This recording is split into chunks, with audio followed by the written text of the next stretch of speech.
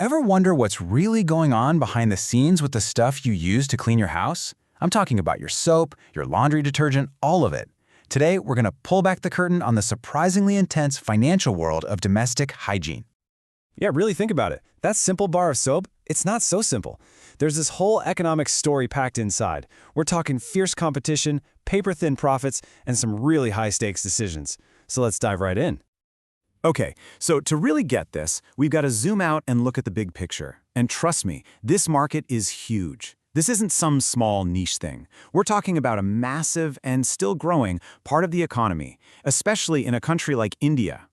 Get this, by 2033, just the laundry detergent market in India is expected to hit $7.3 billion. That's up from nearly $5 billion today. So it's growing, and it's growing fast. The big question is, what's pushing this thing forward?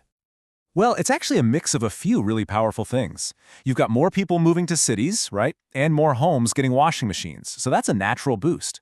But there's more to it. We as consumers are getting pickier. We want the good stuff, the premium, eco-friendly options. And on top of all that, these companies are finally reaching way out into rural areas, finding whole new groups of customers. So, the market's booming. You'd think these companies are just swimming in cash, right? Well, not so fast.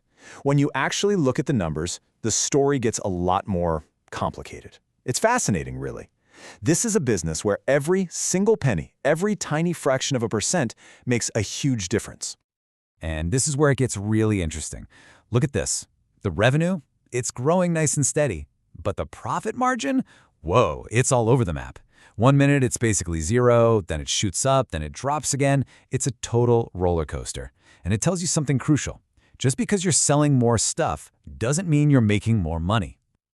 So that wild swing in profits just makes you ask, where's all the money going? If sales are up, but the profits are so shaky, what's eating up all that cash? And here's your answer.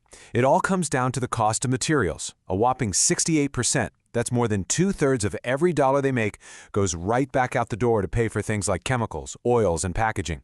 Everything else, paying people, marketing, you name it, is just a sliver of the pie. This means these companies are basically at the mercy of global commodity prices. One bad harvest somewhere, and their whole year could be thrown off. Remember that big jump in profits we saw in 2024? Well, look at this. It lines up perfectly with a huge drop in material costs. So that big win wasn't because of some brilliant new soap. Nope, it was because the stuff they used to make the soap got cheaper. And what's really telling is that at the same time, they were actually spending more on marketing. They're fighting tooth and nail for every customer. And you don't have to take my word for it. The companies themselves say it. Here's a quote from one of their management teams. To create companies' brand loyalty is a costly affair by means of a very aggressive marketing. In other words, getting you to stick with their brand is expensive, and it means they have to be super aggressive with their ads. So you have all this financial pressure bubbling under the surface. How does that actually look out in the real world on the store shelves? Well, it creates this constant push and pull, like a tug-of-war. For every big opportunity, there's a serious threat trying to pull them back down. And you can see the two sides of the battlefield right here. On one side, you've got these awesome opportunities for growth, reaching new rural customers, the explosion of online shopping, and that demand for premium products. But on the other side, you've got these brutal pressures, non-stop price wars, huge global companies breathing down their necks, and those crazy, unpredictable material costs we just talked about. And again, the companies see this clearly. Here's one management team talking about that premium opportunity. They say premium soap and liquid body wash categories recorded higher growth, supported by increasing urban demand.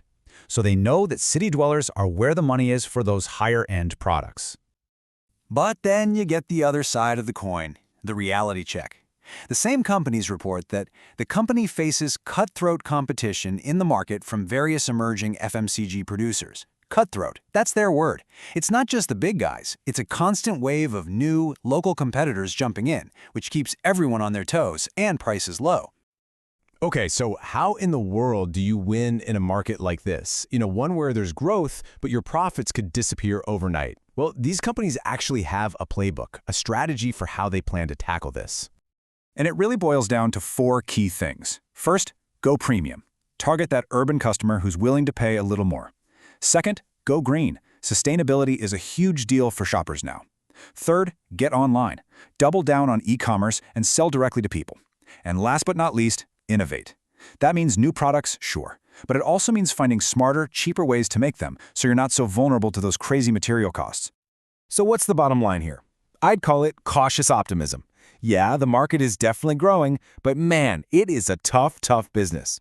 Winning here isn't about being the biggest. It's about being the smartest. It's about mastering your costs, being clever with innovation, and building a brand that actually means something to people when they're staring at a crowded shelf.